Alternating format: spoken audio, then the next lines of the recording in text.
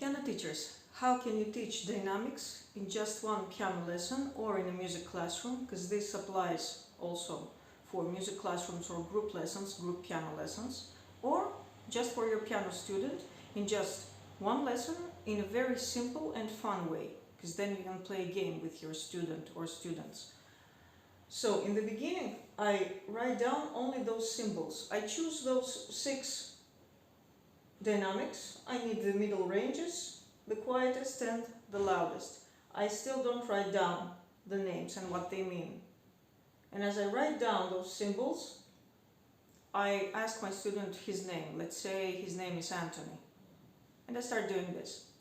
Anthony, Anthony, Anthony, Anthony, Anthony, Anthony. And then I ask my student, of course they laugh. Then I ask my students what it is that I did, and to explain in their own words. But they of course understand, they mimic right after you, and then I ask them to do it.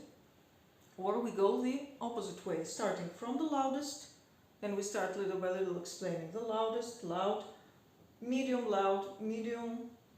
quiet, quiet, and the quietest. And then I write down the names so that they already are getting this new information and also with their correct names. You can also play this game with sentences, with whole sentences. Let's say, today it's cold. And then what you can do is just point to a specific dynamic and ask them, let's say the starting point is mezzo piano. Ask them to say this sentence. It's better for it to be a sentence because then you have a longest period of time where you can, and they can also adjust and to really get that dynamic. So let's say they start from mezzo piano and then I ask them to do until fortissimo. Today's cold. Today's cold. Today's cold.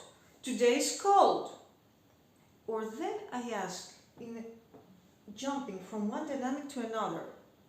This is a very interesting game because I've seen students, even in music classrooms, that are getting the subtle differences between mezzo piano and pianissimo, pianissimo and piano, just by playing with it. First, training their voice, in putting it in these 6 levels, then the opposite way, and then just jumping from one to another. Or I make my students play with, I divide them into 2 groups, and one student comes to the board and the other ones have to say a name or a sentence, and he's just pointing. Let's say,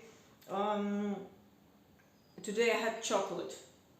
So the student shows this. Today I had chocolate. And it's interesting also to see in the classroom how one student corrects the other so that indeed they catch this medium dynamic. Today I ate chocolate. Today I ate chocolate. They were just whispering in pianissimo. Today I ate chocolate. And of course their favorite one, everybody always uses fortissimo. So have a good practice, and in just one lesson and this simple and fun game you can teach those 6 dynamics.